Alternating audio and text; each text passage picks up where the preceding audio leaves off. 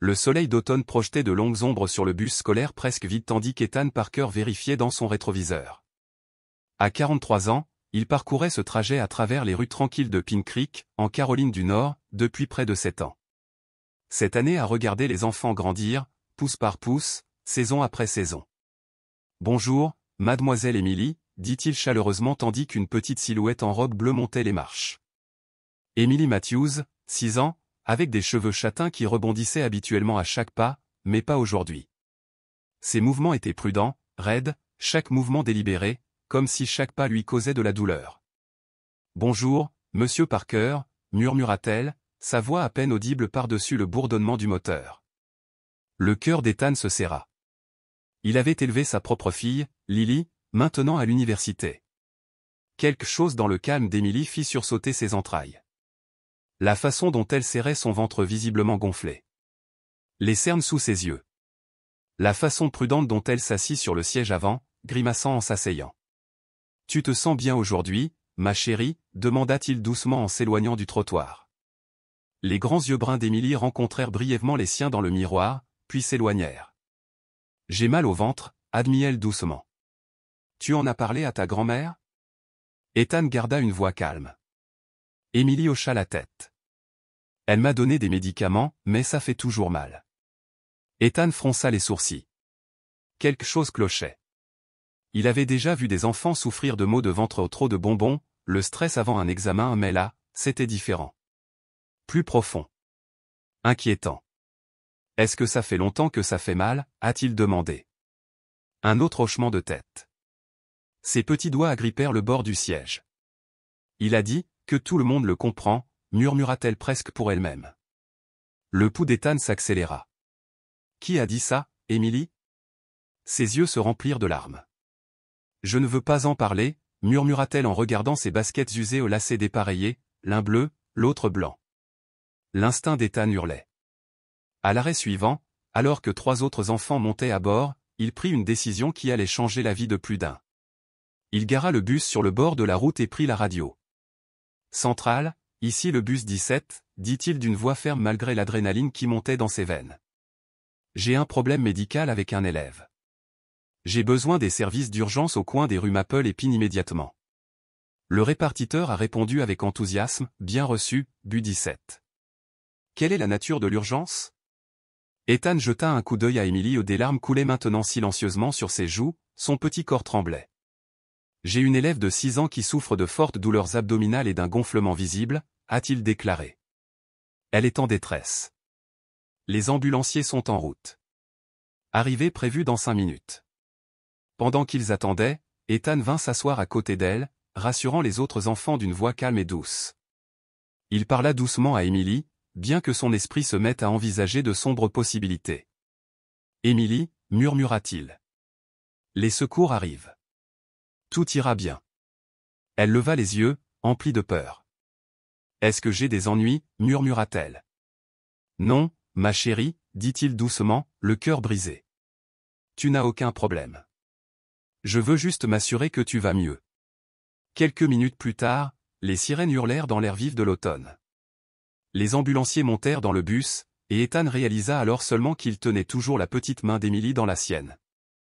Et d'une certaine manière, il savait que lâcher prise ne serait pas simple. Les lumières assourdies du Pine Creek Memorial Hospital projetaient des ombres crues dans la salle d'attente où Ethan était assis, son trajet de bus abandonné depuis longtemps. Il avait appelé un chauffeur de remplacement après avoir suivi l'ambulance. Il ne pouvait pas s'en aller comme ça. Quelque chose chez Emily le hantait. « Monsieur Parker ?» Ethan leva les yeux lorsqu'une femme en blouse blanche s'approcha. Son badge indiquait « Dr Sarah Johnson ». « Comment va-t-elle » demanda Ethan en se levant rapidement. L'expression du Dr Johnson s'adoucit. « Emily est stable. Elle souffre d'une grave infection parasitaire et de malnutrition. Nous la traitons actuellement. » Elle marqua une pause, puis ajouta « Vous avez bien fait d'appeler le 911. Cela aurait pu mettre votre vie en danger si vous n'aviez pas traité. » Le soulagement envahit Ethan, suivi d'une inquiétude plus profonde. « Malnutrition » répéta-t-il. « Mais comment ? » Elle est maintenant avec sa grand-mère, a poursuivi le docteur Johnson. Apparemment, c'est sa grand-mère qui s'occupe principalement d'elle. Comme appelée, une femme âgée apparut dans le couloir, lourdement appuyée sur une canne. Malgré la douleur qui se lisait sur son visage, elle se tenait avec une dignité tranquille. « Vous devez être le chauffeur de bus, dit-elle d'une voix tremblante. Je suis Margaret Matthews. La grand-mère d'Emily. Ethan se présenta, remarquant les rides d'inquiétude profondément gravées sur le visage de Margaret et la façon dont ses mains tremblaient légèrement alors qu'elle saisissait la canne. Le médecin dit qu'elle ira bien, murmura Margaret, les larmes aux yeux. J'aurais dû m'en rendre compte plus tôt. J'aurais dû. Sa voix s'est brisée. Veux-tu t'asseoir, proposa doucement Ethan. Margaret hocha la tête et s'assit avec précaution sur la chaise. On dit qu'elle a des parasites, qu'elle ne reçoit pas assez de nutriments, murmura-t-elle, la voix teintée de honte. Je m'assure toujours qu'elle mange avant moi. Toujours. Je suis sûr que tu fais de ton mieux, dit doucement Ethan. Le regard de Margaret s'éclaira de façon inattendue. Sa mère, Jessica, et son mari, ils ne sont pas là. Ils ont des problèmes. La façon dont elle a parlé des problèmes a dit à Ethan tout ce qu'il avait besoin de savoir. Depuis combien de temps t'occupes-tu d'Emily, demanda-t-il doucement. Ça fait 4 ans maintenant. Elle avait à peine 2 ans quand ils me l'ont confiée. Ils ont dit que c'était temporaire. Elle laissa échapper un rire amer. Le temporaire est devenu éternel. Une infirmière apparut dans l'embrasure de la porte. Madame Matthews? Emily vous demande. Margaret peina à se lever. Instinctivement, Ethan lui offrit son bras et, après une brève hésitation, elle l'accepta. Tu aimerais la voir aussi, demanda Margaret de manière inattendue. Elle parle de toi, tu sais. Monsieur Parker te dit toujours bonjour. Même les jours de pluie. Surpris et profondément touché, Ethan hocha la tête. La silhouette d'Emily paraissait encore plus petite dans son lit d'hôpital. Mais quand elle les vit, son visage s'illumina. Monsieur Parker. Vous êtes venu me rendre visite. Bien sûr que oui, dit-il doucement. Je voulais m'assurer que tu allais mieux. Le médecin dit que j'ai des microbes dans le ventre, dit Emily d'un ton sérieux. Mais il me donne des médicaments pour les faire disparaître. Margaret s'affala lentement sur la chaise à côté d'elle. Dans l'embrasure de la porte, Ethan remarqua une assistante sociale de l'hôpital qui rôdait autour d'elle, un bloc-notes à la main, l'expression indéchiffrable mais alerte. Monsieur Parker? La voix douce d'Emily le fit reculer. Serez-vous toujours mon chauffeur de bus quand je retournerai à l'école? Absolument, promit-il, sans se douter à quel point tenir cette promesse allait devenir compliqué. À l'extérieur de la pièce, il entendit la voix calme de l'assistante sociale. Madame Matthews. Je suis Rebecca Williams, des services de protection de l'enfance.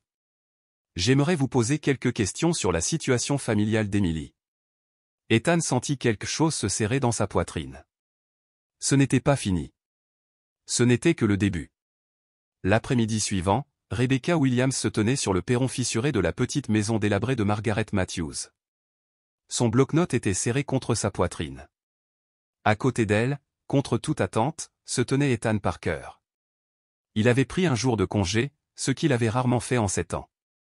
J'apprécie votre inquiétude, monsieur Parker, dit Rebecca d'une voix professionnelle mais ferme. Mais c'est vraiment une affaire qui relève des services sociaux. Ethan hocha la tête. Je comprends. C'est juste que, j'ai promis à Emily de lui apporter ses devoirs et son livre préféré du bus. Il est aux objets trouvés depuis des mois. Avant qu'elle puisse répondre, la porte s'ouvrit en grinçant. Margaret se tenait là, droite, stable, mais Ethan voyait qu'elle s'appuyait subtilement contre le cadre pour se soutenir.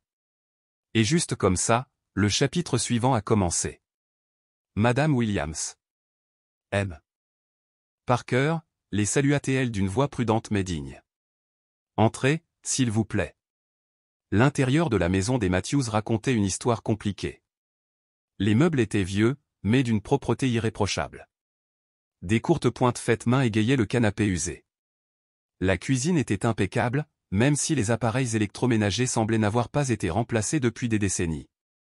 Mais ce qui frappa le plus Ethan, ce furent les petites adaptations disséminées dans la maison. Un tabouret robuste était posé près de l'évier. Les poignées des placards étaient renforcées par des élastiques. Un système de poulies improvisé aidait à ouvrir la lourde porte arrière. De petits détails, chacun témoignant d'un effort, d'une lutte silencieuse.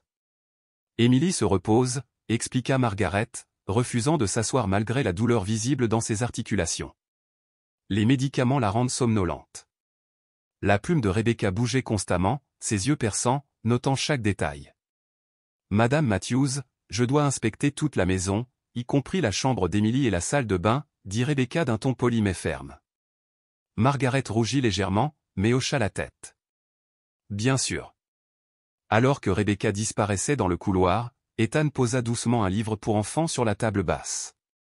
J'ai apporté les feuilles de maths d'Émilie, et son livre préféré. Elle l'a oublié dans le bus le mois dernier. Le regard de Margaret s'adoucit. C'est très gentil. Elle adore lire. Elle jeta un coup d'œil vers le couloir, où l'on entendait Rebecca ouvrir des placards et tester des robinets. Puis sa voix baissa. Ils vont l'emmener, n'est-ce pas? La question restait en suspens, brute, dénudée. Je ne sais pas, répondit Ethan honnêtement. Mais je sais qu'Émilie t'aime. C'est clair. Margaret s'affaissa lentement sur une chaise de cuisine. La façade de force qu'elle avait si fermement arborée s'effondra tandis que ses épaules se voûtaient sous le poids de la défaite. Je fais de mon mieux, murmura-t-elle. Ce n'est pas parfait, mais on y arrive. Elle fit un geste vers une rangée de flacons de médicaments soigneusement alignés sur le comptoir. Mon arthrite s'aggrave d'année en année. Certains matins, j'ai du mal à ouvrir ces bouchons de sécurité. Le regard d'Ethan se posa sur une facture d'eau marquée, avis final, à moitié cachée sous un vieux livre de cuisine. Il ne dit rien. Et les parents d'Émilie, demanda-t-il doucement. Votre fille et son mari? L'expression de Margaret se durcit, ses mains reposant immobiles sur ses genoux. Jessica et Mike sont toujours là quand ils ont besoin d'argent, dit-elle d'un ton neutre. Ils sont tous les deux, pris dans des problèmes que je ne peux pas régler. La dernière fois qu'ils sont venus, ils sont repartis avec l'argent de mes courses. Son regard rencontra celui d'Ethan, ses yeux étaient vifs et clairs. Je sais ce que cela représente pour des gens comme Madame Williams. Une vieille femme à peine capable de subvenir à ses besoins, qui essaie d'élever un enfant. Mais qui d'autre Émilie a-t-elle? Du fond du couloir provenait le bruit d'une toilette qui peinait à tirer la chasse d'eau, les tuyaux gémissant avant qu'elle n'y parvienne enfin. La plomberie est capricieuse, murmura Margaret, les joues rouges. J'ai économisé pour les réparations. Rebecca revint, bloc-notes à la main, son masque professionnel parfaitement en place. Mais Ethan perçut une lueur, un non-dit sous son regard fixe. Madame Matthews, je dois vous poser quelques questions plus délicates sur les conditions de vie et de garde d'Émilie. Monsieur Parker, peut-être? Il peut rester, interrompit Margaret d'un ton calme mais ferme. S'il le veut. Je n'ai rien à cacher. Ethan s'assit à la petite table de la cuisine. Les questions arrivaient méthodiquement. Où dormait Émilie? Quel était son régime alimentaire habituel? Qui la surveillait lors de ses rendez-vous médicaux? Margaret répondait à chacune d'elles calmement, d'une voix posée, ses mains massant parfois ses articulations enflées lorsqu'elle pensait que personne ne la regardait. Puis une petite voix s'éleva de la chambre. Grand-mère. Margaret essaya de se lever trop vite. La douleur lui traversa le visage. Ethan se porta instinctivement à son secours, mais Rebecca fut plus rapide. Je vais voir comment elle va, dit doucement l'assistante sociale. Pendant un moment, Margaret et Ethan étaient seuls. Elle le regarda, ses yeux remplis de quelque chose de fragile et de désespéré. Je ne peux pas la perdre, murmura-t-elle. Elle est tout ce qui me reste. Ethan n'avait aucune réponse. Seulement la certitude grandissante qu'il ne pouvait pas s'en aller comme ça. Que quelque chose en lui, quelque chose qui sommeillait depuis le départ de sa fille pour l'université, avait repris vie. Dans la chambre, il pouvait entendre la voix douce d'Émilie. Tu vas m'éloigner de ma grand-mère? La semaine suivante, le bus scolaire jaune d'Ethan roulait dans les rues familières de Pine Creek. Émilie était retournée à l'école après 3 jours de repos. En apparence, la vie avait repris son rythme normal. Mais pour Ethan, plus rien ne semblait normal. Bonjour, Monsieur Parker, gazouilla Émilie en montant à bord, d'un pas plus léger qu'avant. Le médicament faisait effet. Ses joues avaient repris des couleurs. Bonjour, Émilie, sourit Ethan. Tu te sens mieux aujourd'hui?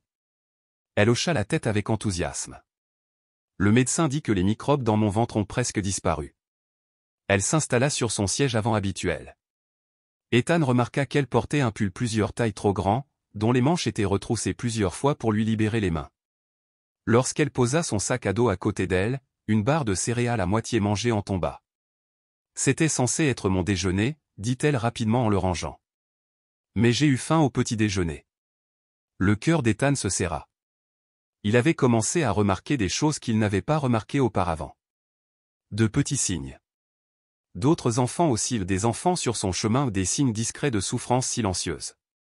Cet après-midi-là, pendant sa pause, il s'est retrouvé dans le bureau de la directrice Diana Howard, une femme sévère mais juste qui dirigeait l'école élémentaire de Pine Creek depuis plus d'une décennie.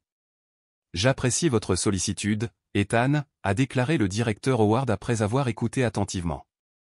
Mais il existe déjà des programmes pour les élèves dans le besoin. Alors pourquoi ne travaille-t-il pas, insista Ethan. Emily Matthews a été hospitalisée pour malnutrition et infection parasitaire. Sa grand-mère se débrouille à peine seule. La directrice Howard soupira, enleva ses lunettes et se frotta les tempes. La vérité, c'est que, beaucoup de familles ne demandent pas d'aide. Par fierté. Par peur. Par obstacles administratifs. Nos ressources d'aide sont limitées. Tandis qu'il parlait, la porte du salon s'ouvrit. Walter Dixon, un autre chauffeur d'une cinquantaine d'années, entra, prit un café et ne chercha pas à cacher qu'il écoutait. On dirait que Parker veut devenir assistant social plutôt que de rester chauffeur, dit Walter d'une voix forte, teintée de sarcasme. Bientôt, il adoptera tous les chiens errants. Le directeur Howard lança un regard noir à Walter. Ça suffit, Walter. Ethan ignora le commentaire, même s'il sentit la chaleur monter dans son cou. Je pense simplement qu'on peut faire plus. Un enfant a été hospitalisé. D'autres souffrent peut-être en silence. Walter laissa échapper un petit grognement. Ce n'est pas notre rôle d'élever les enfants des autres. Les conduire à l'école, les ramener à la maison. C'est pour ça qu'ils nous paient. Après le départ de Walter, la directrice Howard a adouci sa voix. Ne fais pas attention à lui. Walter est de la vieille école. Mais Ethan, tu dois faire attention à ne pas trop t'impliquer. Il y a des limites pour une raison. Ethan hocha la tête. Mais dans son esprit, il ne voyait que des baskets usées maintenues ensemble par du ruban adhésif. Un garçon qui ne déjeunait jamais. Une enfant de maternelle qui demandait discrètement si elle pouvait prendre une pomme à moitié mangée dans la poubelle. À quoi bon établir des limites si les enfants ont faim? Cet après-midi-là, sur sa route, il en remarqua d'autres. Un élève de CE2 sans veste malgré le froid. Un garçon dont le sac à dos était fermé avec du ruban adhésif. Une petite fille qui cachait de la nourriture dans ses poches. Lorsqu'il s'arrêta à l'arrêt d'Emily, il fut surpris de voir Rebecca Williams attendre sur le trottoir aux côtés de Margaret. Leur conversation semblait tendue. Margaret secouait la tête sans cesse. Emily hésitait devant les marches du bus. « Est-ce que Madame Williams va m'emmener » murmura-t-elle.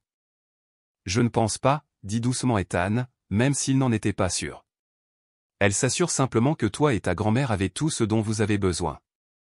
Les épaules d'Emily se détendirent légèrement. Elle sourit. Je t'ai dessiné quelque chose. Elle lui tendit un papier plié de sa poche. Il représentait un rectangle jaune avec d'énormes roues de travers et un bonhomme allumette arborant un immense sourire. « C'est moi » demanda Ethan, touché. Emily hocha fièrement la tête. « Tu souris toujours. Même quand il pleut. » Alors qu'elle sautillait vers sa grand-mère, Ethan vit Margaret vérifier immédiatement son sac à dos, probablement à la recherche du déjeuner déjà terminé. L'expression de Rebecca restait professionnellement neutre, mais ses notes incessantes semblaient lourdes de jugement tacite. De retour à la gare, alors qu'Ethan verrouillait son bus, Walter réapparut, d'un ton différent cette fois. Prudent. Presque sérieux. Un conseil, marmonna Walter. Ne vous mêlez pas des Matthews. Il s'arrêta. Cette assistante sociale posait des questions sur vous aujourd'hui. À propos de moi. Ethan fronça les sourcils. Pourquoi? Walter haussa les épaules, la voix basse. Je me demande probablement pourquoi un homme célibataire d'une quarantaine d'années s'intéresse autant à la vie de famille d'une fillette de 6 ans. Il laissa planer cette implication. Puis il s'éloigna. Ethan resta figé pendant un long moment, l'avertissement restant comme de la glace dans sa poitrine. On parle dans les petites villes, Parker. Souviens-toi de ça. Alors qu'Ethan rentrait chez lui dans son appartement vide, le dessin d'Emily posé sur le siège passager, il réalisa qu'il se trouvait à la croisée des chemins. Il pouvait suivre le conseil de Walter, faire profil bas, s'occuper de ses affaires, maintenir des limites professionnelles, se contenter de conduire le bus et rien de plus. Ou faire ce que sa conscience lui imposait de plus en plus, trouver un moyen d'aider une grand-mère en difficulté et sa petite-fille avant que le système ou la vie elle-même ne les déchire. Le choix semblait simple en théorie. En pratique, il allait découvrir à quel point cela allait devenir compliqué. Le week-end arriva sous une pluie d'automne persistante qui tambourinait doucement contre les fenêtres de l'appartement d'Ethan. Assis à la table de sa cuisine, il contemplait une photo encadrée de sa fille, Lily, rayonnante dans son sweatshirt universitaire depuis sa chambre universitaire à l'autre bout de l'État. Leurs appels hebdomadaires s'étaient raccourcis ces derniers temps, sa vie s'étendant au-delà de leur petite ville tandis que la sienne restait inchangée jusqu'à maintenant. Les sacs de courses sur le comptoir n'étaient pas pour lui. Après bien des hésitations, Ethan avait décidé d'apporter quelques produits de première nécessité chez les Matthews. Rien d'assez voyant pour blesser la fierté de Margaret. Juste l'essentiel, des pâtes, des légumes en conserve, du pain et quelques petites gourmandises pour Emily. Alors qu'il s'arrêtait devant la modeste maison, le doute s'insinua. Son geste serait-il perçu comme une charité? Une ingérence? Ou pire, confirmerait-il les insinuations de Walter sur ses motivations? Avant qu'il puisse faire demi-tour, la portière d'entrée s'ouvrit en grinçant. Emily se tenait là, vêtue de chaussettes dépareillées, son visage s'illuminant au moment où elle le vit. Monsieur Parker. Grand-mère, Monsieur Parker est là. Margaret apparut derrière elle, la surprise traversant son visage fatigué. Monsieur Parker, c'est inattendu. J'étais dans le quartier, murmura Ethan, son excuse préparée sonnant creux, même à ses propres oreilles. J'ai apporté quelques petites choses. Ma fille est à l'université, et j'achète toujours trop pour moi. L'expression de Margaret était indéchiffrable, mais après un moment, elle hocha la tête et l'invita à entrer. La maison semblait plus froide qu'elle ne l'aurait dû pour un mois d'octobre. Le regard d'Ethan se posa sur le petit radiateur du salon, la seule source de chaleur de la maison. La chaudière fait des siennes, expliqua Margaret en captant son regard. Le réparateur demande $500 rien que pour la regarder. Emily, jetant déjà un œil dans l'un des sacs d'épicerie, laissa échapper un halètement ravi. Des céréales au chocolat. Grand-mère, je peux en avoir? S'il te plaît? Après le dîner, ma chérie, répondit Margaret, la voix s'adoucissant devant l'excitation de sa petite fille. Pourquoi ne finis-tu pas ton dessin pendant que je discute avec Monsieur Parker? Une fois qu'Emily eut disparu dans le couloir, Margaret se retourna, la fierté combattant la gratitude sur son visage. Tu n'étais pas obligé de faire ça, dit-elle doucement. Je le voulais, répondit doucement Ethan. Et s'il te plaît, appelle-moi Ethan. Elle hocha la tête et ils s'assirent ensemble à la petite table de la cuisine. Il ne put s'empêcher de remarquer la rangée de flacons de médicaments soigneusement disposés à côté d'un pilulier et d'une bouillotte usée branchée au mur. Madame Williams, l'assistante sociale, est revenue hier, admit Margaret au bout d'un moment, massant distraitement ses jointures enflées. Elle s'inquiète de ma capacité à m'occuper d'Emily dans cet état. La défaite silencieuse dans sa voix réveilla quelque chose de profond en Ethan. Que puis-je faire pour aider? Demanda-t-il doucement. Margaret le regarda, surprise par la franchise de son offre. Pourquoi? Tu nous connais à peine. C'était une question légitime, qu'Ethan s'était posée plus d'une fois. Il hésita avant de répondre. Je conduis ce bus scolaire depuis 7 ans, commença-t-il lentement, choisissant ses mots. Chaque jour, je vois les enfants grandir de loin. Quand Lily est partie à l'université, j'ai réalisé à quel point je regrettais d'être utile, d'être indispensable. Et tu crois qu'on a besoin de toi? Demanda Margaret, mais sa voix ne contenait aucune accusation, seulement de la curiosité. Je pense qu'Emily mérite toutes ses chances, dit-il simplement. Et je pense que tu fais le travail le plus difficile qui soit avec une main attachée dans le dos. Sa voix s'est essoufflée avant qu'il ajoute, ma défunte épouse souffrait de polyarthrite rhumatoïde. Je sais à quoi ressemble la douleur quotidienne. Même quand on essaie de la cacher. Quelque chose dans l'expression de Margaret s'adoucit, le poids de sa lutte vacillant sur ses traits. On m'a diagnostiqué une maladie à 42 ans, murmura-t-elle. C'est devenu pire ces dernières années. Certains matins, je n'arrive même pas à ouvrir un pot de confiture pour le petit déjeuner d'Émilie. Du couloir parvenait le son lointain d'Émilie qui chantait pour elle-même une chanson idiote inventée à propos de céréales au chocolat. La joie simple dans sa voix contrastait fortement avec la gravité de la conversation. J'économisais pour une opération qui pourrait m'aider, poursuivit Margaret, la voix plus basse. Mais ensuite, le chauffage est tombé en panne. Émilie est tombée malade. La vie? Elle redressa les épaules. On s'en sort. On a toujours réussi. Ethan hocha la tête, sentant la farouche indépendance qui avait maintenu cette famille fragile à flot. Et si tu n'avais pas à te débrouiller seule? Comme sur un signal, Émilie réapparut, tenant fièrement un dessin coloré. Regarde. C'est toi, grand-mère et moi qui pique-niquons. Ethan sourit, sincèrement ému, en étudiant le croquis au crayon. 3 bonhommes allumettes sur un terrain herbeux, le plus grand, indéniablement lui, en uniforme de chauffeur de bus, tenant la main du plus petit. La silhouette du milieu, Margaret, se tenait à côté d'eux. C'est merveilleux, Émilie, dit-il. C'est ton truc préféré, les pique-niques? Émilie secoua la tête. On n'a jamais vraiment fait de pique-nique. Mais dans les livres, les familles pique-niquent. Le désir exprimé par ces paroles frappa les 2 adultes comme un doux coup au cœur. Il y eut un silence, puis, contre toute attente, Margaret prit la parole. Peut-être on pourrait en faire un. Quand le temps s'améliorera. Vraiment? Avec des sandwichs et tout? Les yeux d'Émilie s'illuminèrent. Avec des sandwichs et tout le reste, confirma Ethan en croisant le regard de Margaret par-dessus la tête de l'enfant. Quelque chose se passa alors entre eux, une entente discrète. Les premiers fils fragiles d'une alliance inattendue. Mais les jours à venir allaient mettre ce lien à l'épreuve d'une manière qu'aucun d'entre eux n'aurait pu prévoir. Le lundi matin s'est levé clair et vif. À l'arrêt de bus d'Émilie se tenait une femme élancée, vêtue d'une veste en cuir, les cheveux blonds teints au vent. La ressemblance avec Émilie était indéniable, ses traits étaient plus nets, son regard plus dur. Lorsque les portes du bus s'ouvrirent, Émilie monta les marches en bondissant, souriant. « Monsieur Parker !»« Ma mère est rentrée » s'exclama-t-elle, essoufflée. « Elle m'a apporté un nouveau sac à dos. » En effet, le sac à dos licorne rose vif brillait, d'une nouveauté frappante par rapport aux vêtements d'occasion délavés qu'elle portait habituellement. « C'est merveilleux » dit Ethan prudemment, en jetant un coup d'œil par la fenêtre à la femme Jessica au debout à l'écart, fumant, faisant défiler son téléphone, jetant à peine un coup d'œil à sa fille. Tout au long de la journée, un malaise le rongeait.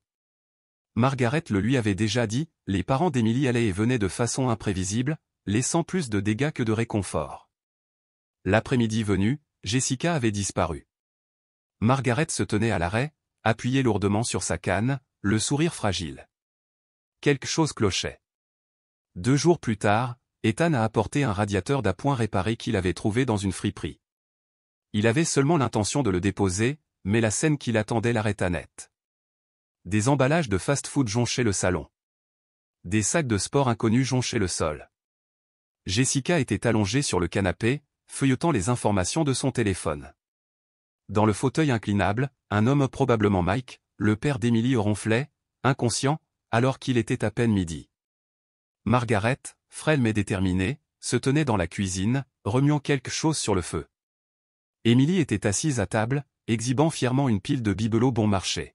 « Regarde ce que papa m'a apporté » s'exclama-t-elle en brandissant des figurines en plastique et des anneaux de jouets scintillants. Ethan parvint à esquisser un faible sourire, mais son attention se déplaça lorsque Jessica leva enfin les yeux perçants. « Vous devez être le chauffeur de bus dont maman parle sans cesse » dit-elle d'un ton neutre. « Vous vous intéressez beaucoup à ma fille, n'est-ce pas ?» Avant qu'Ethan ne puisse répondre, Margaret intervint, la voix tendue. « Ethan a été très gentil. Il a réparé la véranda le week-end dernier. » Les yeux de Jessica se plissèrent, mais elle ne dit rien de plus, se retournant vers son téléphone. Margaret conduisit Ethan dans la cuisine. Ses pas étaient lents, son visage marqué par l'inquiétude. « Ils sont arrivés il y a 3 jours, murmura-t-elle. Jessica dit qu'ils repartent de zéro. Mike a un entretien d'embauche demain. » Mais la lassitude dans sa voix en disait long. Ethan hocha la tête, le cœur serré. Il le voyait aussi clairement qu'elle.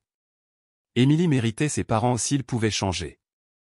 Mais l'histoire avait déjà laissé trop de cicatrices. Et au fond de lui, Ethan le savait, cette paix fragile était sur le point de se briser. Émilie semblait heureuse, observa Théil. Elle l'est, acquiesça doucement Margaret. Elle est toujours contente quand ils reviennent. C'est quand ils repartent que... Sa voix s'éteignit, son regard se dirigeant vers l'endroit où sa petite fille était assise en train de jouer tranquillement. Au cours de la semaine suivante, une transformation sembla s'opérer chez les Matthews. Jessica et Mike emmenèrent Emily à la foire du comté, lui achetèrent de nouveaux vêtements et assistèrent même à une réunion parents-professeurs. Chaque matin, Emily montait dans le bus avec des histoires joyeuses de dîners de famille, de soirées cinéma et de rires. Sa foi dans la réforme de ses parents était absolue. Margaret aussi semblait prudemment optimiste quand Ethan la vit, même s'il remarqua qu'elle continuait à mettre de côté de petites quantités de nourriture dans le congélateur, se préparant, soupçonna-t-il, pour le jour où les courses de Jessica seraient inévitablement épuisées. Puis vint le vendredi matin, quand Emily ne s'est pas présentée à son arrêt de bus. Inquiet, Ethan a contacté le répartiteur par radio pour signaler une brève déviation de son itinéraire et a parcouru la courte distance jusqu'à la maison des Matthews. Il trouva Emily assise sur le porche de la baie, toujours en pyjama, les yeux rouges à force de pleurer. « Ils sont repartis », dit-elle simplement en le voyant. Maman a pris l'argent des médicaments de grand-mère dans le pot bleu. À l'intérieur, Margaret était assise à la table de la cuisine, les yeux creux, fixant le bocal vide qui contenait autrefois l'argent soigneusement économisé pour renouveler ses ordonnances. Un mot griffonné à la hâte se trouvait à côté. « J'ai une offre d'emploi à Charlotte. Je reviens bientôt. Je vous aime tous les deux. » Le silence dans la maison était assourdissant. Plus de rires. Plus de promesses. Juste le poids familier et étouffant de l'abandon qui retombe sur grand-mère et petite-fille. « Je pensais vraiment que cette fois-ci, c'était différent », murmura enfin Margaret d'une voix à peine audible. Emily était si heureuse. Ethan sentit sa poitrine se serrer avec un mélange familier d'impuissance et de rage silencieuse, les mêmes sentiments qu'il avait ressentis pendant des années en regardant sa femme lutter contre une maladie qu'il ne pouvait pas guérir. Certains problèmes ne pourraient pas être résolus avec un radiateur réparé ou un sac de course. Alors qu'il aidait Emily à se préparer pour l'école maintenant désespérément en retard, il remarqua qu'elle avait soigneusement rangé tous ses nouveaux jouets, à l'exception d'une petite figurine de licorne, qu'elle glissa dans sa poche. « Mon père a dit que c'était magique », expliqua-t-elle doucement. Lorsqu'elle a surpris Ethan en train de la regarder, elle a ajouté, « Il a dit que tant que je l'aurais, il reviendrait toujours vers moi. » La foi simple dans sa voix était à la fois déchirante et miraculeuse, un rappel de la résilience d'un enfant, de sa capacité infinie à espérer même lorsque les adultes continuent de le décevoir. Ce que ni Emily ni Ethan n'avaient réalisé, c'est que le bref retour de Jessica et Mike avait mis d'autres roues en mouvement, des roues qui allaient bientôt menacer la fragile stabilité que Margaret avait travaillé si dur à préserver. Cet après-midi-là, la pluie battait les vitres du bus scolaire tandis qu'Ethan terminait son trajet.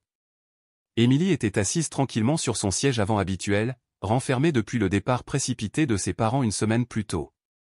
La figurine de licorne était devenue son compagnon constant, apparaissant dans sa main chaque fois qu'elle devenait particulièrement silencieuse. « On est le dernier arrêt aujourd'hui », dit doucement Ethan tandis que l'avant-dernier élève descendait. « Ta grand-mère te retrouve à la maison ?» Emily secoua la tête. Elle avait rendez-vous chez le médecin. Madame Wilson, la voisine, est censée me surveiller, mais elle oublie parfois. Ethan fronça les sourcils. L'idée d'Emily attendant seule sur le porche sous la pluie froide le rongeait. « Voulez-vous que j'attende avec vous jusqu'à l'arrivée de Madame Wilson ?» Son petit visage s'éclaira légèrement.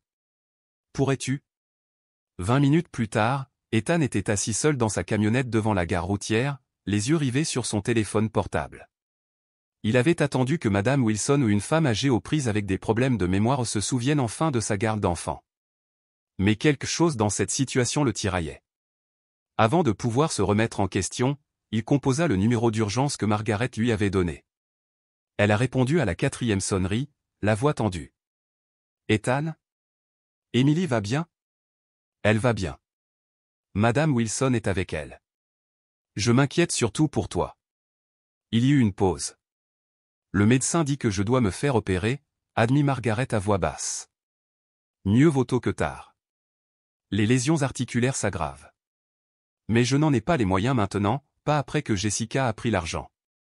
Sa voix se réduisit à un murmure. Je ne peux pas. Je peux t'aider, proposa Ethan. Laisse-moi au moins te raccompagner. Une autre pause. Plus longue cette fois. J'ai déjà appelé un taxi, mais merci. À la fin de l'appel, Ethan resta dans son camion, le malaise grandissant. La famille Matthews était au bord de la rupture. Ses pensées furent interrompues par un coup violent à la fenêtre. Walter Dixon se tenait là sous la pluie, arborant son sourire narquois habituel. « Je savais que je te trouverais ici, » dit Walter, suffisant. Ethan baissa la fenêtre, l'air froid s'engouffrant à l'intérieur. « Que veux-tu, Walter ? » Le superviseur veut vous voir. Il y a un arrêt non autorisé sur votre trajet. Le sourire narquois de Walter s'accentua. On vous a encore remarqué chez les Matthews. La rencontre avec Jerry Simmons, le superviseur des transports, fut brève mais pertinente. Tu es un bon conducteur, Parker, dit Jerry en se calant dans son siège. Tu as un casier judiciaire vierge et tu es toujours à l'heure. C'est pourquoi ce comportement m'inquiète. Quel comportement, demanda Ethan, même s'il le savait déjà. Dévier des itinéraires habituels. S'impliquer personnellement auprès des étudiants en dehors du travail. Il y a des limites, Ethan. Je m'assurais qu'un enfant de 6 ans ne soit pas laissé seul sous la pluie. L'expression de Jerry s'adoucit, mais seulement légèrement. Votre inquiétude est louable. Mais il existe des protocoles. Si vous vous inquiétez pour le bien-être d'un élève, signalez-le au conseiller d'orientation. Ou aux services sociaux. Et après ? La voix d'Ethan était plus sèche qu'il ne l'aurait voulu. Encore de la paperasse ? Encore des visites qui ne changent rien ? Ce n'est pas à toi de régler ce problème, dit Jerry fermement. Tu es chauffeur de bus, pas travailleur social. Les mots résonnèrent, blessant plus profondément qu'il ne voulait l'admettre. Alors je suis censé l'ignorer, pensa amèrement Ethan. Conduire le bus et regarder ailleurs. Non, ajouta Jerry. Signalez-le par les voies appropriées. Point final. Il a glissé un avertissement écrit sur le bureau. Avis officiel, dit Jerry. Autres écarts, suspension automatique. Ce soir-là, Ethan était assis seul dans son appartement. L'avertissement était posé sur sa table basse, à côté d'une photo encadrée de sa défunte épouse et de sa fille, Lily. Il avait toujours respecté les règles. Il avait toujours fait ce qu'on attendait de lui. Mais où étaient ces règles quand sa femme était malade ? Quand Lily avait besoin de sa mère ? Son téléphone a vibré. Un texte de Lily, « Papa, tout va bien ? Tu avais l'air distrait hier. » Avant qu'il puisse répondre, un autre message arriva. C'est Margaret. Emily te demande si tu seras son chauffeur de bus demain. Elle était tellement inquiète que tu aies dû attendre avec elle aujourd'hui. Le contraste le frappa comme un coup de poing. Lily, adulte, en sécurité, construit sa propre vie. Emily, 6 ans, vulnérable, prise entre une grand-mère en sursis et des parents déjà disparus. Il a répondu à Margaret par SMS, bien sûr. Dis-lui que je serai là. À Lily, il a écrit, juste quelques trucs de travail. Comment se passe la chimie ? Mais alors que minuit arrivait et passait, Ethan restait éveillé, se retournant contre des questions auxquelles il ne pouvait pas répondre.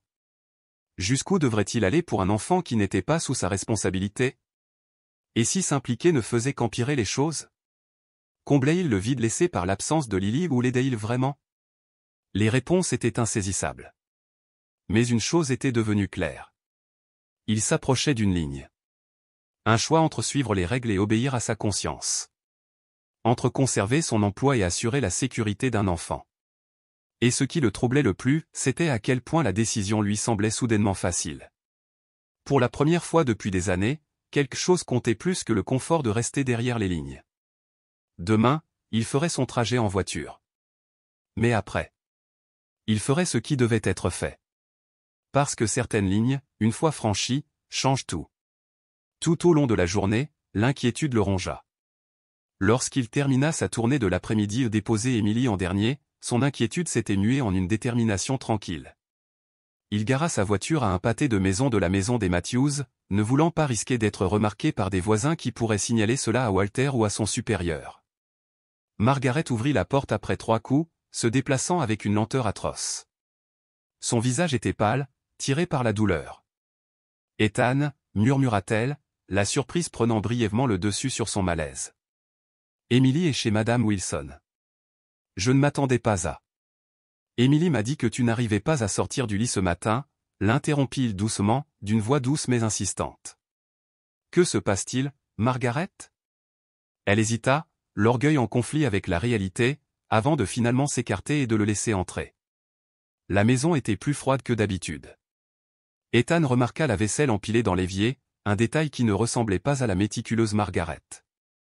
Elle s'assit avec précaution sur le canapé usé. Le médecin a appelé hier, a-t-elle admis. Les dernières analyses sanguines montrent que l'inflammation est plus grave. Ils veulent programmer l'opération immédiatement, mais... Elle fit un geste impuissant, la voix brisée. La franchise d'assurance est de $2000. Après que Jessica a pris mes économies. Il doit y avoir des programmes d'aide, suggéra rapidement Ethan. Margaret émit un rire bref et sans humour. J'ai postulé pour tout. Soit on n'est pas admissible, soit il y a une liste d'attente, soit ils ont besoin de plus de documents que je ne peux en obtenir. Elle frotta ses jointures enflées, ses mains tremblant visiblement. Pendant ce temps, j'ai du mal à ouvrir un pot de compote de pommes pour le déjeuner d'Emily. Comme si elle avait été interpellée par la mention de son nom, on frappa violemment à la porte. Rebecca Williams se tenait sur le porche, un presse-papier à la main, son expression soigneusement neutre. Madame Matthews, j'ai reçu un appel de l'enseignante d'Emily, dit Rebecca en entrant. Elle s'inquiète de son état émotionnel et de certains commentaires qu'elle a faits sur votre santé. Ses yeux se tournèrent vers Ethan. Monsieur Parker. Je suis surpris de vous trouver ici. La tension monta dans le petit salon. Tandis que Rebecca procédait à une nouvelle évaluation, ses questions aiguës et cliniques sur l'état de santé de Margaret, sa capacité à s'occuper d'Emily, Ethan resta assis en silence, observant Margaret minimiser sa douleur. Elle montra qu'elle pouvait encore préparer des repas simples, aider aux devoirs, même si chaque geste lui coûtait visiblement. Madame Matthews, dit finalement Rebecca d'une voix mesurée, je m'inquiète de l'évolution de votre état. Si vous devez être opéré, quelles dispositions ont été prises pour la prise en charge d'Emily? Margaret se raidit. Je n'ai pas encore finalisé ces détails. Je pourrais aider, se surprit à dire Ethan, les mots quittèrent sa bouche avant qu'il ne les enregistre complètement. Je connais Emily depuis des mois maintenant. Elle me fait confiance. Mes antécédents ont été vérifiés par l'école. Les sourcils de Rebecca se levèrent. C'est un engagement important, Monsieur Parker. Êtes-vous prêt à assumer ce que cela implique? La question pesait lourd dans l'air, ses implications étaient vastes. Proposerait-il vraiment d'assurer la garde temporaire d'un enfant de 6 ans? De remodeler sa vie autour d'un enfant qui n'était pas sous sa responsabilité? Avant qu'il ne puisse trouver une réponse, Margaret parla, sa voix basse mais ferme. C'est sans importance. Je ne me ferai pas opérer. Margaret? Commença Ethan, mais elle l'interrompit. Ce dont j'ai besoin, c'est de garder ma petite fille, dit-elle d'un ton teinté d'acier. Si je vais à l'hôpital sans plan de soins concret pour Emily, que pensez-vous qu'il se passera ensuite? Elle regarda Rebecca droit dans les yeux. Elle est dans le système. Et vu mon âge et mon état de santé, je n'ai aucune garantie de la récupérer un jour. Rebecca ne la contredit pas. Cela suffisait à la confirmer. Alors je vais gérer la douleur, conclut Margaret doucement. Je l'ai déjà fait. Je le referai.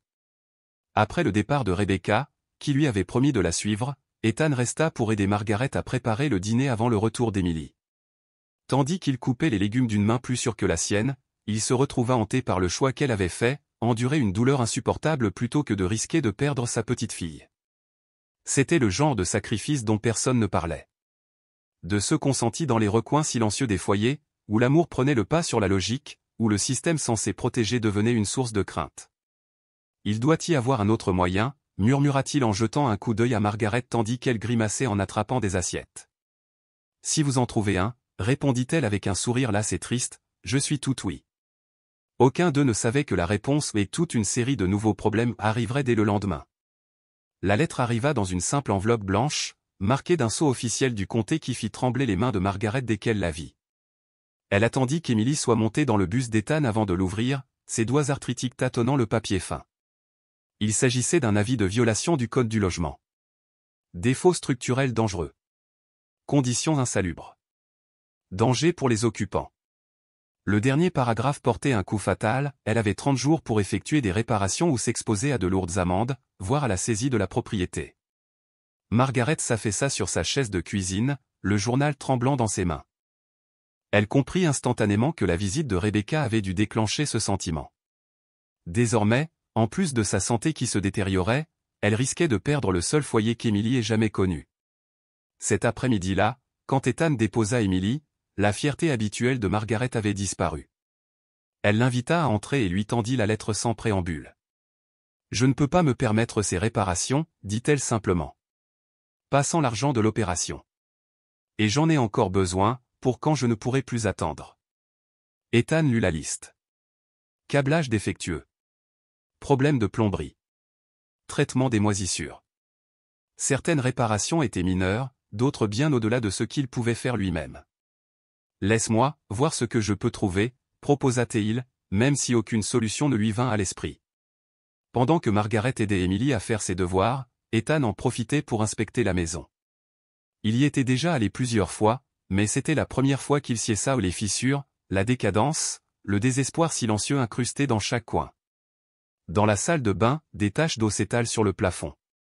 Dans la cuisine, étagère à moitié vide, boîte de conserve cabossée, pâte générique.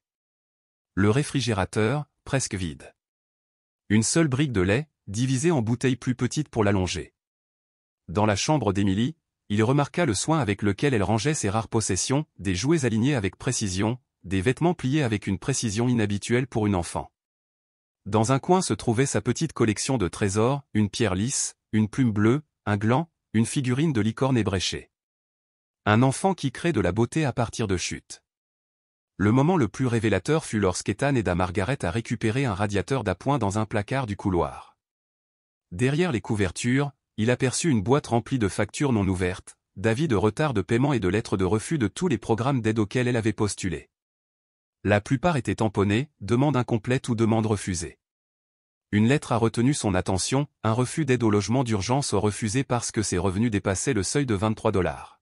« Je ne voulais pas qu'Emily voie ça, » dit Margaret doucement, réalisant ce qu'il avait trouvé. Elle s'inquiète déjà suffisamment. « Tu as géré ça, tout ça, seul ?» murmura Ethan, l'énormité de sa lutte silencieuse le frappant comme un poids. Les yeux de Margaret brillaient, mais son expression restait calme. « J'avais le choix ? Jessica et Mike ne viennent que lorsqu'ils ont besoin de quelque chose. Mes amis sont partis ou ont du mal à se débrouiller. Et le système, eh bien, dit-elle en désignant la pile de lettres, tu vois à quel point il m'a été utile. » Avant qu'Ethan ne puisse répondre, Emily apparut dans l'embrasure de la porte, serrant un morceau de papier. « J'ai dessiné notre famille pour l'école, » a-t-elle annoncé fièrement. Elle le brandit, un dessin au crayon représentant 3 silhouettes et Emily au milieu, tenant la main de Margaret d'un côté, et Ethan de l'autre. Au-dessus, en lettres soignées, elle avait écrit « Ma famille spéciale ». Mademoiselle Carson a dit que nous devrions dessiner les personnes qui prennent soin de nous, a expliqué Emily. Alors j'ai dessiné grand-mère R, et toi, Monsieur Parker. Les mots se sont installés dans l'air, doux mais lourds. Le visage de Margaret s'adoucit lorsqu'elle regarda la photo, mais Ethan perçut une lueur d'inquiétude dans ses yeux, la peur qu'Emily s'attache à quelqu'un qui n'avait pas de place officielle dans leur vie. « C'est magnifique, ma chérie, » dit doucement Margaret. « Pourquoi ne l'accroches-tu pas au réfrigérateur ?» Alors qu'Emily s'éloignait en sautillant, Ethan savait qu'il se tenait à un carrefour. Il avait vu toute la vérité maintenant, non seulement les luttes visibles, mais aussi les luttes cachées, le choix entre la nourriture et les médicaments, les indignités silencieuses, l'amour qui brûlait même lorsque la logique disait d'abandonner. Et quelque part au plus profond de lui, quelque chose a changé. L'avis d'infraction au code du logement n'était que la dernière menace en date pour la fragile stabilité que Margaret avait maintenue grâce à sa détermination. Sans intervention, les conséquences étaient claires, la santé de Margaret continuerait à se détériorer, la maison serait finalement condamnée et Emily finirait en famille d'accueil, exactement ce que Margaret craignait le plus. « Je dois passer quelques coups de fil », dit finalement Ethan. « Je connais peut-être quelqu'un qui peut m'aider avec les travaux d'électricité, au moins. » Ce qu'il n'a pas dit, c'est que son « quelqu'un » était lui-même, utilisant les jours de vacances qu'il avait économisés pour une visite de Noël avec Lily, ou que l'argent qu'il avait mis de côté pour une nouvelle transmission dans son vieux pick-up servirait désormais à acheter les matériaux pour les réparations. Certaines décisions, une fois prises, révèlent des vérités sur nos priorités et nos valeurs qui attendaient depuis toujours d'être découvertes.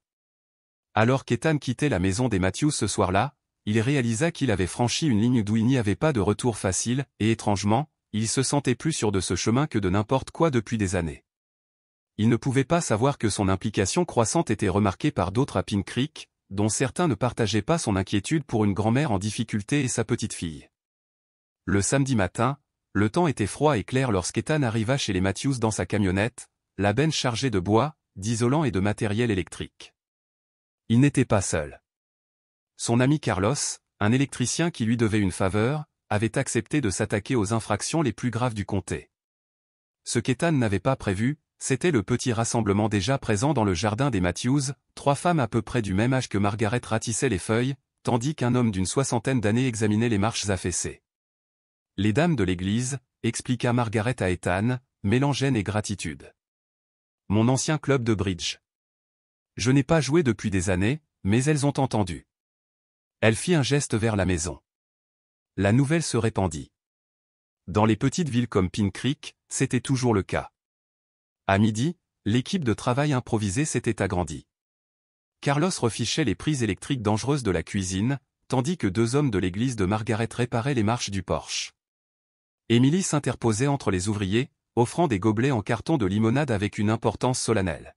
« Vous avez là une aide précieuse », commenta Madame Abernathy, l'organiste de l'église qui avait organisé la brigade de ramassage des feuilles. « Quel enfant adorable !» Ethan hocha la tête, regardant Émilie porter un plateau de biscuits que Margaret avait réussi à faire cuire malgré sa douleur. « Elle mérite un foyer stable, dit-il doucement. « Certainement, acquiesça Madame Abernathy à voix basse. J'ai entendu dire que votre implication dans la famille suscitait des inquiétudes. » La main d'Ethan s'immobilisa sur l'isolant qu'il coupait. « Que veux-tu dire » La femme plus âgée semblait mal à l'aise. « Parlons, tu sais. Walter Dixon, à l'école où le beau-frère de mon neveu a parlé de limites professionnelles. Et puis il y avait Rebecca Williams qui posait des questions. » Avant qu'Ethan puisse répondre, une voiture familière s'arrêta. Rebecca Williams en sortit, bloc-notes à la main, l'air indéchiffrable, observant la scène. Madame Matthews, appela-t-elle en s'approchant de Margaret, qui dirigeait les opérations depuis une chaise de jardin en raison de sa mobilité réduite. « Je ne savais pas que vous aviez prévu des réparations. »« Moi non plus, » répondit Margaret en redressant les épaules.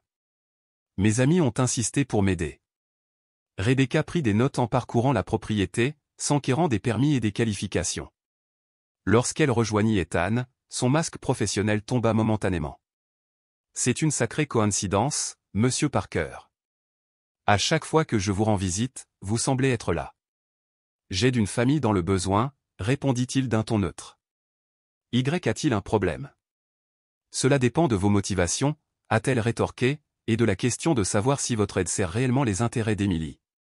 La conversation aurait pu dégénérer sans l'arrivée opportune d'une voiture de police. L'agent Dan Mitchell, habitué de Pink Creek depuis plus de 20 ans, est sorti et a inspecté les lieux. « J'ai reçu un appel concernant une activité suspecte à cette adresse, » a-t-il annoncé, bien que son ton décontracté suggère qu'il ne voyait rien de mal à la journée de travail du quartier. « Tout va bien ici, officier ? » « Ça ne pourrait pas être mieux, Dan, » répondit Margaret en lançant un regard appuyé à Rebecca.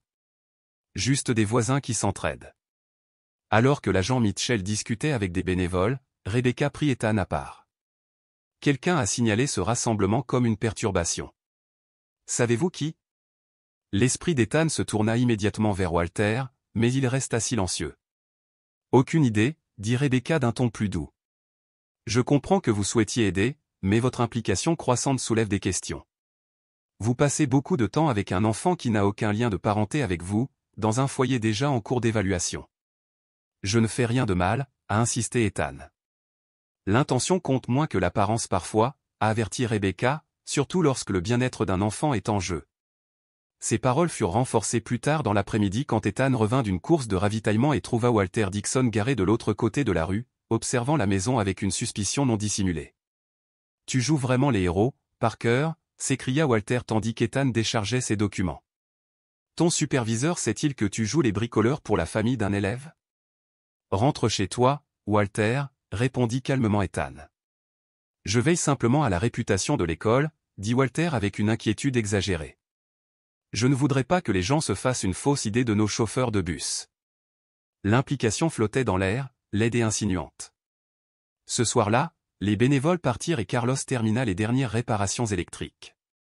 Ethan trouva Margaret assise seule sur les marches fraîchement réparées du Porsche. « Merci », dit-elle simplement, la voix pleine de gratitude. Ethan hocha la tête, mais son expression resta troublée. « Margaret, commença-t-il, les gens parlent si souvent de ma présence ici. » Elle soupira. « Je sais. Madame Abernathy l'a mentionné, cet officier n'est pas passé par hasard. Quelqu'un l'a appelé. » À l'intérieur, Emily bavardait joyeusement, montrant à Madame Wilson, qui était passée avec une cocotte, sa collection de trésors. « Peut-être devrions-nous être plus prudents, » suggéra Margaret à contre-cœur. La poitrine d'Ethan se serra. Prendre ses distances lui semblait désormais impossible au moment où les Matthews avaient le plus besoin d'aide. Pourtant, cette surveillance menaçait non seulement son emploi, mais aussi la garde d'Emily par Margaret. « Nous trouverons une solution, » a-t-il promis. Ils ne remarquèrent pas la voiture qui passait lentement, sous les yeux de Jessica Matthews, assise sur le siège passager. Le regard calculateur, elle observa la scène de soutien communautaire avec une expression oscillant entre ressentiment et opportunité. Les murs se refermaient de tous côtés, et l'espace sur qu'ils avaient créé pour Emily était plus fragile que jamais. Le premier lundi de décembre, l'école élémentaire de Pine Creek a accueilli des flocons de neige tourbillonnants et un visiteur inattendu. Alors qu'Ethan s'apprêtait à commencer sa tournée matinale, l'assistante administrative traversa précipitamment le parking. « Monsieur Parker », appela-t-elle. « Le directeur Howard a besoin de vous voir immédiatement. » Dans le bureau du directeur, Ethan retrouva non seulement Diana Howard, mais aussi son superviseur, Jerry Simmons, et Rebecca Williams. Leurs expressions allaient de l'inquiétude à la désapprobation la plus vive. « Ethan », commença doucement le directeur Howard, « nous avons reçu des rapports sur votre relation avec la famille Matthews. » Jerry glissa une plainte officielle sur le bureau. « Walter Dixon a déposé cette plainte, affirmant que vous avez violé les limites professionnelles et le règlement de l'école. » Ethan parcourut le document, le cœur serré. Walter avait documenté chaque passage chez les Matthews, chaque interaction avec Emily, transformant chaque passage en suspicion. « C'est ridicule », a-t-il protesté. « J'aide une famille dans le besoin. » Rebecca l'interrompit. « Ce qui m'inquiète, c'est la nature et l'ampleur de votre implication. Il y a une différence entre le soutien communautaire et l'implication personnelle. » L'implication était claire. « Je dois vous placer en congé administratif dans l'attente des résultats de l'enquête, » annonça Jerry d'un ton ferme. Avec effet immédiat. La nouvelle a frappé Ethan comme un coup physique. « Qui va conduire mon itinéraire ? Qui va surveiller Emily ? » « Nous avons trouvé un remplaçant, » répondit Jerry. « Les services de protection de l'enfance continueront de surveiller la situation de Matthews. » Rebecca s'éclaircit la gorge. « En fait, il y a un autre problème. Jessica et Mike Matthews ont demandé le rétablissement de la garde. » Ethan se figea. « Quoi ? » Rebecca a expliqué, ils étaient entrés dans un programme de réadaptation et prétendaient maintenant que la santé de Margaret la rendait incapable de recevoir des soins adéquats. Ethan quitta la réunion dans un état second, sa carrière suspendue, sa capacité à aider Emily soudainement limitée par des obstacles officiels. L'injustice le brûlait tandis qu'il rentrait chez lui dans la neige épaisse. Son téléphone sonna. Margaret, qui avait clairement entendu la nouvelle, ne perdit pas de temps. Emily a eu le cœur brisé quand un autre chauffeur est venu la chercher, dit-elle sans préambule. Que se passe-t-il, Ethan ? Il lui expliqua la situation aussi gentiment que possible, omettant les pires accusations de Walter. Mais lorsqu'il lui parla de la demande soudaine de garde de Jessica, le visage de Margaret se crispa. « Après tout ça, tu crois qu'elle est sérieuse à propos du changement ? » demanda-t-elle catégoriquement. Son silence après la question en disait long. « Je pense, » dit prudemment Ethan, « que Jessica sait qu'Emily vit désormais dans une maison avec un câblage neuf, une isolation sûre, le soutien de la communauté et de l'attention. Je pense qu'elle y voit une opportunité, pas une responsabilité. » Après avoir raccroché, Ethan s'assit seul à sa table de cuisine, entouré des ruines silencieuses de la vie prudente qu'il avait construite. Son emploi était menacé. Sa réputation était remise en question. Sa capacité à aider la famille Matthews était officiellement restreinte. Et pourtant, au milieu de cette crise, quelque chose d'inattendu se produisait à Pin Creek. La fête du samedi avait déclenché un événement imprévisible. Des voisins qui s'étaient à peine salués coordonnaient désormais les livraisons de repas pour Margaret. Carlos avait fait connaître les infractions au code du comté, et un entrepreneur local avait proposé une main-d'œuvre à prix réduit pour les réparations inachevées. Même Rebecca Williams, autrefois rigide et formelle, semblait s'adoucir. Lors d'une visite de suivi au domicile des Matthews, elle avait passé plus de temps à écouter qu'à écrire. Elle avait visiblement fondu en larmes lorsqu'Emily avait timidement décrit sa « famille d'aidants » grandissante. La transformation s'opérait sur tous les fronts, certains douloureux, d'autres prometteurs. La seule question était de savoir si ces changements surviendraient assez rapidement pour maintenir Emily là où elle devait être. Chapitre 12 – Reconnexion. Le festival d'hiver de l'école élémentaire Pin Creek a transformé le gymnase de l'école en un pays des merveilles de flocons de neige en papier, baigné de douces lumières dorées et de rires d'enfants. Malgré son congé administratif, Ethan avait été discrètement invité à se porter volontaire pour l'événement, une petite mais significative victoire orchestrée par le directeur Howard, qui avait discrètement informé le surintendant qu'interdire à Ethan l'accès à l'école ne ferait qu'attiser les flammes des ragots que Walter avait répandus. Posté à la table de chocolat chaud, Ethan se retrouva à surveiller l'entrée, se demandant si Margaret serait capable d'amener Emily malgré sa mobilité qui se dégradait. Sa réponse est venue lorsque les portes du gymnase se sont ouvertes. Emily entra en sautillant, le visage rayonnant, suivi de Margaret, se déplaçant prudemment avec sa canne. Et derrière eux, à la grande surprise d'Ethan, se trouvait une jeune femme qu'il ne reconnut pas immédiatement. Emily le repéra instantanément, son visage s'illuminant. « Monsieur Parker » cria-t-elle en se faufilant dans la foule. « Je vous ai raté dans le bus. Monsieur Collins ne connaît pas la chanson des boss. » La jeune femme qui suivait Emily souriait en s'approchant. « Alors, vous êtes le célèbre Monsieur Parker » dit-elle en lui tendant la main. « J'ai tellement entendu parler de vous. » Ethan cligna des yeux, stupéfait. « Lily ? Que fais-tu ici ?» Sa fille, rentrée de l'université. Sans prévenir. Surprise, sourit Lily en le serrant dans ses bras. Grand-mère Matthews m'a appelé. Margaret semblait satisfaite d'elle-même malgré sa douleur évidente. J'espère que ça ne te dérange pas. Emily a trouvé ta photo de famille, et elle a demandé des nouvelles de Lily.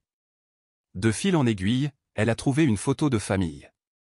La simple révélation que Margaret et sa fille avaient échangé dans son dos emplit Ethan d'une chaleur inattendue. Alors qu'il était si concentré à aider la famille Matthews, il semblait aussi veiller sur lui. J'avais quelques jours de vacances de côté, expliqua Lily en s'accroupissant pour aider Emily à attraper les guimauves pour son chocolat, et je voulais rencontrer cette famille spéciale dont papa me parlait. Tout au long de la soirée, Ethan regardait avec étonnement. Lily a tressé les cheveux d'Emily, lui a appris un jeu d'applaudissements idiot et a écouté patiemment pendant que la fillette de 6 ans partageait une explication animée et détaillée de sa collection de trésors. L'aisance qui les unissait au naturel, joyeuse a rapproché quelque chose en Ethan. Passé et présent. Perte et nouveau départ. Au milieu du festival, Rebecca Williams est arrivée. Pas de presse-papier. Pas de barrière formelle. Juste elle-même. Ses yeux s'écarquillèrent légèrement lorsqu'elle aperçut Lily et Emily en train de rire à une table d'artisanat, en train de glacer des biscuits. « Ta fille » demanda doucement Rebecca en s'approchant d'Ethan. Il hocha la tête, une lueur protectrice palpitant dans sa poitrine. « Elle m'a surpris. Elle est rentrée tôt. » Rebecca étudia la scène pensivement. Emily semble très impressionnée par elle. « Lily a cet effet sur les gens » dit Ethan avec une fierté tranquille. Il se passa quelque chose entre eux à un moment de compréhension tacite. Sans son masque professionnel, Rebecca paraissait plus jeune, plus douce, moins sur des limites rigides qu'elle avait autrefois tracées. L'audience pour la garde est fixée à la semaine prochaine, murmura-t-elle. Jessica et Mike ont terminé 30 jours de leur programme. Ils demandent un droit de visite temporaire. Les mots frappèrent Ethan comme un vent froid. Tu penses qu'ils sont sincères ? Demanda-t-il prudemment. Les yeux de Rebecca vacillèrent. Officieusement ? J'ai déjà vu ce schéma. Le timing juste après que la communauté se soit mobilisée pour aider Margaret soulève des questions. Avant qu'il puisse répondre, le principal Howard s'approcha, accompagné de nul autre que Walter Dixon. L'air suffisant de Walter s'estompa à la vue de Lily riant avec Emily. Monsieur Parker, dit la directrice Howard d'une voix solennelle, mais les yeux brillants de satisfaction, « Je crois que Monsieur Dixon a quelque chose à dire. » Walter s'éclaircit la gorge, gêné. Il semble qu'il y ait eu des malentendus concernant vos intentions envers la famille Matthews. L'absence d'excuses forcées aurait pu irriter Ethan quelques jours plus tôt. Mais en voyant sa fille montrer à Emily comment découper un flocon de neige en papier, forgeant ainsi des liens solides et irréversibles, il a trouvé cette rancune dénuée de sens. De l'eau a coulé sous les ponts, dit simplement Ethan en se détournant. À la fin de la nuit, alors que Margaret conduisait doucement Emily, endormie, vers la porte, les pièces de quelque chose de plus grand avaient commencé à se mettre en place. Lily avait prévu de rester jusqu'à l'audience. Le directeur Howard avait discrètement dit à Ethan que son congé serait probablement levé d'ici lundi. Et surtout, Emily avait dessiné un nouveau portrait de famille au standard. Celui-ci comprenait Lily, aux côtés d'Ethan, de Margaret et d'elle-même. Tous se tenant la main sous un soleil jaune éclatant. Le dessin était désormais accroché au réfrigérateur de Margaret. Pas un document légal. Pas de sang. Mais quelque chose de bien plus puissant, une famille née d'un choix, d'un engagement, d'un amour qui ne demandait rien en retour. Le palais de justice, décembre. Le palais de justice du comté se dressait sur le ciel pâle de décembre. Ses briques rouges et ses colonnes blanches semblaient immenses, même pour les adultes. Pour Emily, 6 ans, vêtue de sa plus belle robe bleue, les cheveux tressés par Lily, cela aurait tout aussi bien pu être un château. Un endroit où les adultes prenaient d'étranges décisions bien au-delà de sa compréhension. « Est-ce que je vais devoir parler au juge » murmura-t-elle nerveusement à Margaret tandis qu'elle montait les marches de pierre, Emily ralentissant instinctivement pour suivre le rythme laborieux de sa grand-mère. « Seulement si tu le veux, ma chérie » murmura Margaret, bien que l'inquiétude dans son regard trahisse son calme. « Souviens-toi de ce que Madame Rebecca a dit, le juge veut juste ton bien. » Ethan et Lily attendaient déjà aux portes. Ethan, dans son unique costume. Lily, dans une robe modeste qui la faisait paraître bien plus âgée que ses 21 ans. La vue d'eux père et fille debout côte à côte, unis dans un soutien silencieux, fit briller une lueur de gratitude sur le visage tendu de Margaret. À l'intérieur, la salle bourdonnait de conversations murmurées et du bruissement des documents juridiques. Rebecca Williams les rejoignit près de l'entrée du tribunal, son porte-bloc remplacé par un porte-document en cuir. « Ils sont là » dit-elle doucement. Au bout du couloir se tenaient Jessica et Mike Matthews. Tous deux étaient habillés avec soin, Jessica avait les cheveux coiffés, le maquillage discret, Mike portait une chemise impeccable et une cravate. Ils étaient présentables. Élégants. Comme s'ils sortaient tout droit d'un catalogue intitulé « Parents responsables ». Emily les a vus immédiatement. « Maman !»« Papa !» s'écria-t-elle, le visage illuminé. Elle jeta un coup d'œil hésitant à Margaret. Je peux aller lui dire bonjour ?» La douleur qui traversait le visage de Margaret n'avait rien à voir avec son arthrite. « Bien sûr, ma chérie. » Ils regardèrent tous Emily courir vers ses parents, qui la serraient dans leurs bras de manière exagérée, roucoulant sur combien elle avait grandi. Jessica sortit un bracelet de perles de son sac et le glissa au poignet d'Emily. Le visage de l'enfant rayonna. « Ils ont l'air bien » murmura Lily à côté de son père. « Mieux que ce que tu as décrit. »« C'est ce qui me fait peur » murmura Ethan. « C'est facile d'avoir bonne mine, quand on a quelque chose à prouver. » L'audience a été ouverte par la juge Eleanor Simmons, sévère, méticuleuse, connue pour son approche pragmatique des affaires familiales.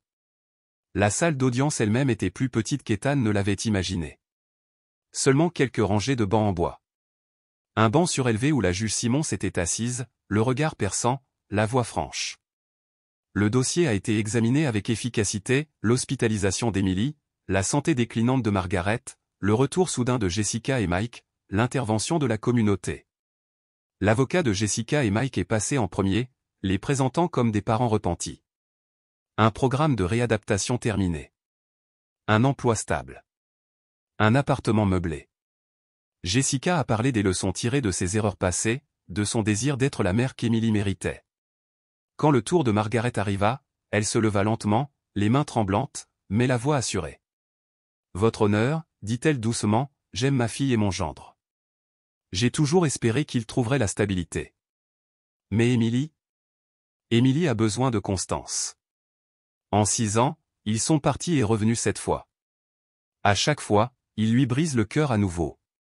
Ces mots restaient suspendus dans l'air comme la douce fermeture d'une porte. Tandis que les témoignages se poursuivaient, Ethan jeta un coup d'œil de l'autre côté de l'allée. Le calme impeccable de Jessica commençait à s'effriter.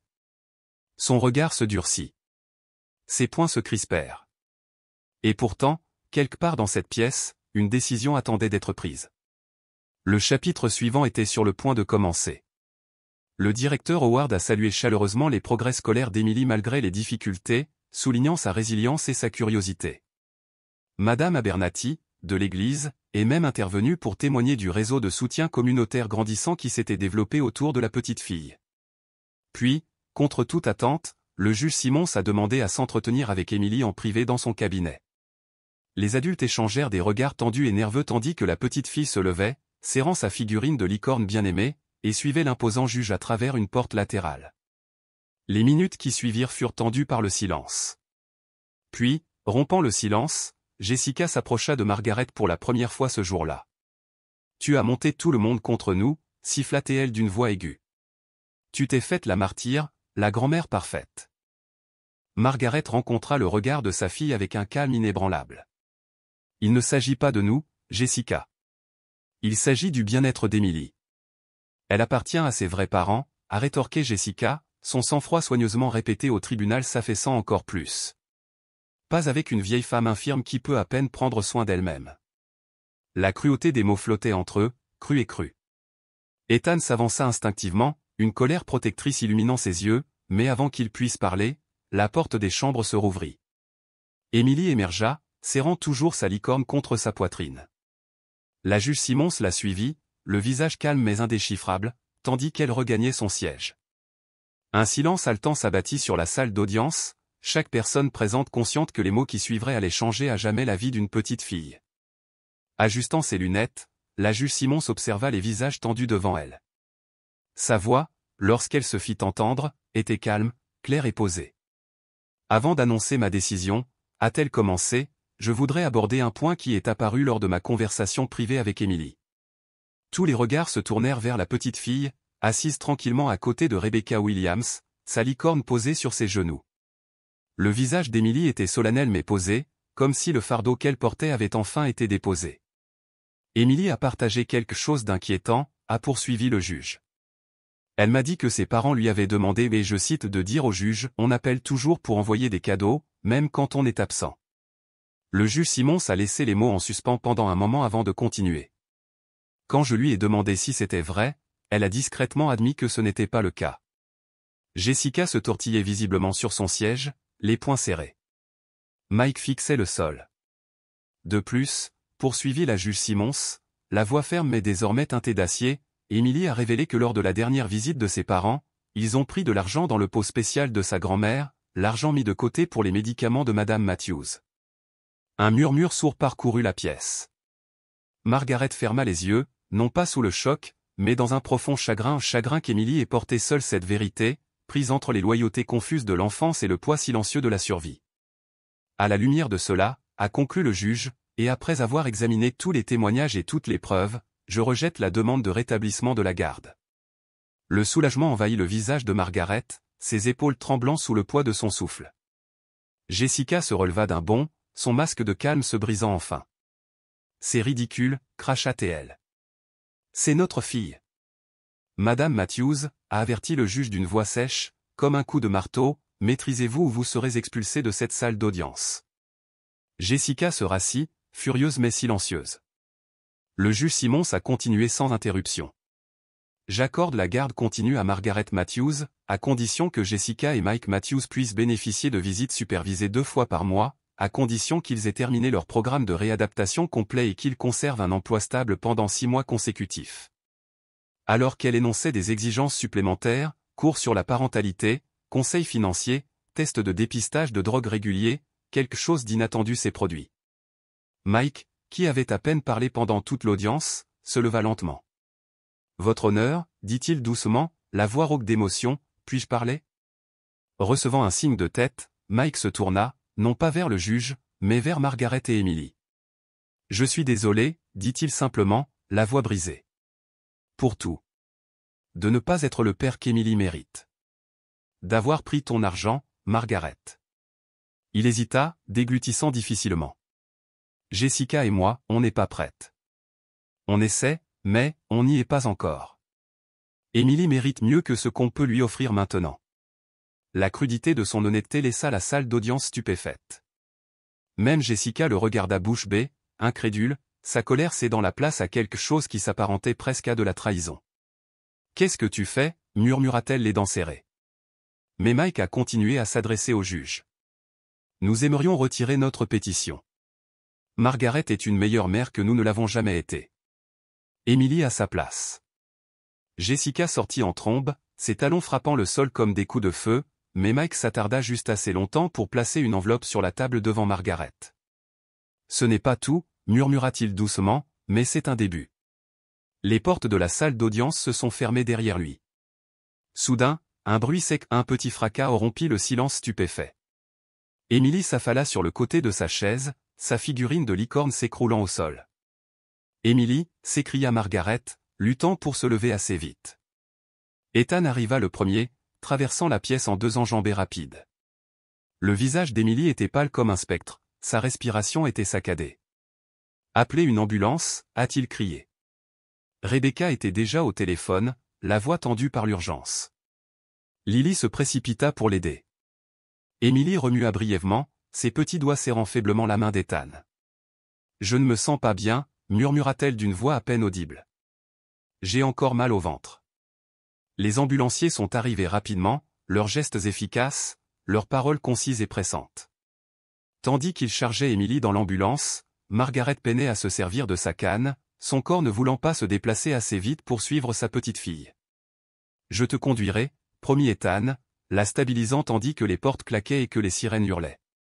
Sur le parking du palais de justice, la juge Simons est apparue à côté d'eux, son expression sévère de salle d'audience s'étant adoucie en une véritable inquiétude. « Je vais accélérer l'ordonnance de garde » dit-elle doucement.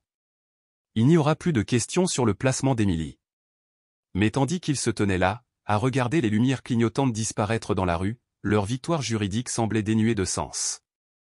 Ils avaient obtenu la garde, mais l'enfant pour lequel ils se battaient tous était désormais en jeu. La salle d'attente de l'hôpital était remplie de visages familiers où Ethan, Lily, Rebecca, plusieurs membres de l'église tous réunis dans un silence anxieux. Margaret était assise, tremblante, les mains serrées dans un mouchoir usé. « Et si tout ce stress était trop lourd pour elle » murmura Margaret, la voix brisée. « Et si l'infection revenait, pire ? Et si j'obtenais la garde mais que je la perdais quand même ?» Personne n'avait de réponse. Les heures s'étiraient douloureusement tandis qu'ils attendaient des nouvelles. 3 mois plus tard, le centre communautaire de Pine Creek débordait de couleurs et de rires. Des ballons, des banderoles et une bannière peinte à la main ont transformé cet espace modeste en une véritable fête. Célébration du bien-être d'Émilie 3 mois depuis. Emily Matthews se tenait fièrement devant une table d'exposition, les joues roses et les yeux brillants. Elle rayonnait en présentant des dessins, des photographies et des cartes faites main, une histoire visuelle de survie. « Et c'est là que j'ai pu sonner à mon dernier rendez-vous chez le médecin », expliqua-t-elle en montrant une photo. Le médecin a dit que j'étais la patiente la plus courageuse qu'elle ait jamais eue. Le diagnostic avait été effrayant, des lésions intestinales dues à une infection parasitaire, aggravée par une malnutrition chronique. Mais elles étaient traitables. L'effondrement de la salle d'audience avait nécessité une intervention médicale complète, qui aurait pu survenir trop tard autrement. De l'autre côté de la salle, Margaret était assise sur sa nouvelle chaise ergonomique, un cadeau de l'école élémentaire de Pine Creek. Elle utilisait encore une canne, mais son visage ne portait plus les rides profondes d'une douleur constante. Grâce au remboursement de Mike, aux dons de la communauté et à l'aide de Rebecca, elle avait enfin bénéficié de l'opération articulaire dont elle avait tant besoin. « Je n'arrive toujours pas à croire tout ça », murmura Margaret à Ethan, la voix chargée d'émotion tandis qu'il regardait Émilie rire à travers la pièce. « Il y a 6 mois, je pensais que j'allais tout perdre. » Ethan sourit doucement. « C'est drôle comme les choses se passent. » Mais la transformation n'était pas seulement la leur. La communauté tout entière avait changé. Le directeur Howard avait mis en place un programme alimentaire discret, garantissant qu'aucun enfant ne souffre de la faim en silence. Rebecca était devenue une fervente défenseur des aidants de personnes âgées, prônant des politiques privilégiant le soutien plutôt que la séparation. Même Walter Dixon, autrefois cynique, se portait désormais volontaire comme tuteur en lecture, aidant Émilie à rattraper les cours qu'elle avait manqués. Alors que la célébration bourdonnait autour d'eux, Émilie monta soudainement sur un petit tabouret, tenant un dessin. Le portrait ne montrait pas seulement elle-même et Margaret, mais aussi Ethan, Lily, Rebecca, le directeur Howard, le docteur Johnson et un joyeux cercle de visages souriants. Ma grand-mère dit qu'il faut tout un village pour élever un enfant, a déclaré fièrement Émilie. Je pense que j'ai le meilleur village du monde. Les applaudissements qui ont suivi ont été tonitruants. Son regard croisa celui d'Ethan, de l'autre côté de la pièce. Avec une clarté parfaite et éclatante, elle ajouta doucement. Il a dit, tout le monde le fait. Mais maintenant, tout le monde me voit. Les mots, autrefois murmurés dans la confusion et la peur dans le bus scolaire, s'étaient transformés. Ce qui était autrefois un symbole de négligence était devenu un témoignage de reconnaissance et d'attention sincère. Plus tard, alors qu'elle se tenait côte à côte et regardait Émilie jouer, Margaret parla à nouveau, d'une voix douce. Quand vous avez arrêté ce bus et appelé le 911, a-t-elle dit, j'ai pensé que c'était le début de la fin. Ethan hocha la tête. Au contraire, murmura-t-il, c'était le début de quelque chose de complètement différent. Une famille, termina Margaret. Pas une définition du sang. Mais du choix. Un choix qu'ils ont tous fait, chaque jour, ensemble. Et sous la douce lueur des rires de la communauté et du rire éclatant d'une petite fille, cette vérité s'est installée sur eux tous comme une bénédiction silencieuse. Ils étaient enfin une famille.